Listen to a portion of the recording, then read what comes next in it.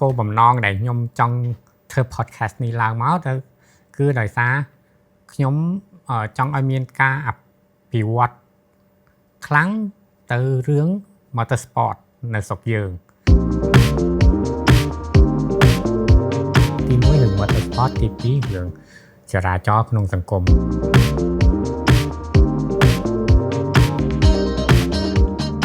បាទសួស្តីទាំងអស់គ្នាថ្ងៃនេះជាថ្ងៃទី1ដែលយើងហៅថា EP1 សម្រាប់ការធ្វើ podcast របស់ខ្ញុំ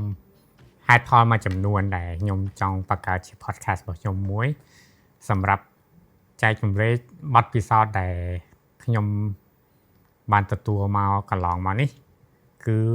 អំពីរឿងmotorsport ឬក៏រឿងផ្សេងដូចជារឿងនៅក្នុងសង្គមរឿងចរាចរណ៍ក្នុងសង្គមយើងអាចមកជជែកគ្នាហើយយើងចែកចម្លែកបទពិសោធន៍ដែលយើងអាចមានក្នុងមួយជីវិតថាជីវិតខ្ញុំសោះដែលធ្លាប់ឆ្លងកាត់កន្លងមកដល់ពេលនេះដើម្បីការអភិវឌ្ឍឬក៏ការយល់ដឹងពីខ្ញុំហើយក៏ពីបងប្អូនដែលបានទស្សនា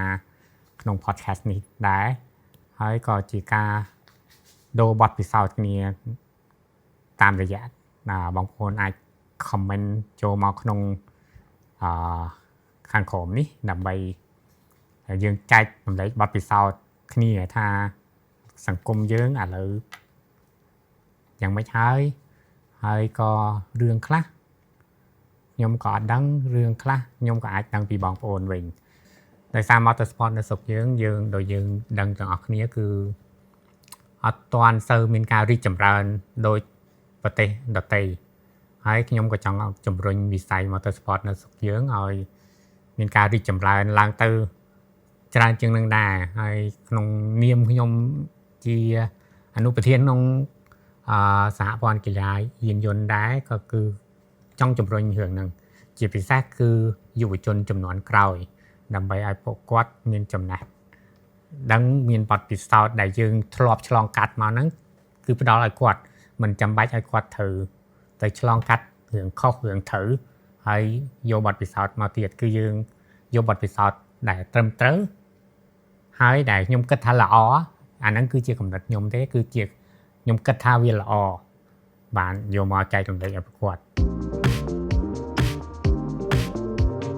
ខ្ញុំគឺជាអ្នកបើកឡានម្នាក់ដែរចូលចិត្តបើកឡានព្រោះអញ្ចឹងគឺក្នុង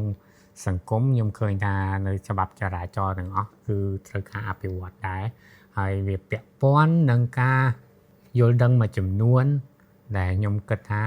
បើមានការចែករំលែកគ្នាមានការមកជជែកគ្នាវាជារឿងល្អនៅការអភិវឌ្ឍគឺវាអាចមាន1មាន2មានទៅមានមកថារឿងនេះគួរធ្វើរបៀបចេះល្អអត់អានឹងព័ត៌មានពីខ្ញុំថាយើងអាចធ្វើរបៀបនេះវាអាចល្អប៉ុន្តែក៏អាចមានអ្នកមួយចំនួនថាអត់យល់ស្របតាមនឹងដែរយើងអាចមកចែករំលែកក្នុងទីនេះបានព្រោះអញ្ចឹងគឺហេតុផលគោលពីរហ្នឹងគឺទី1រឿង motorsport ទី2រឿងចរាចរណ៍ក្នុងសង្គមខ្ញុំថាពីរហ្នឹងគឺការតាក់ទងគ្នា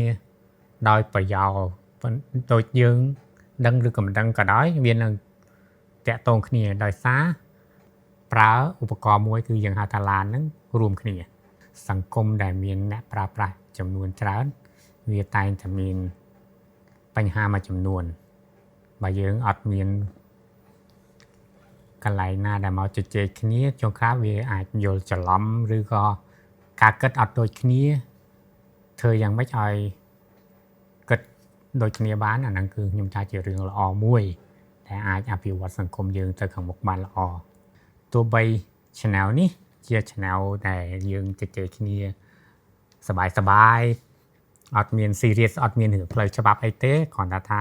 ជាការចែករំលែកបើយើងអាចប្រើប្រយោជន៍អីបានគឺខ្ញុំគិតថាវាជារឿងមួយល្អហ្នឹងហើយតាមរយៈដែលតាក់ទងគ្នាយើងអាចឆ្លើយឆ្លងគ្នាតាម comment ខ្ញុំនឹងព្យាយាមស្រង់ comment ដែលមានប្រយោជន៍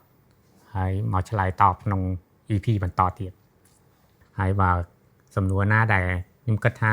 ខ្ញុំយល់អត់ច្បាស់ខ្ញុំនឹងប្រាប់ថាខ្ញុំយល់អត់ច្បាស់ហើយនឹងខ្ញុំនឹងទៅព្យាយាមរក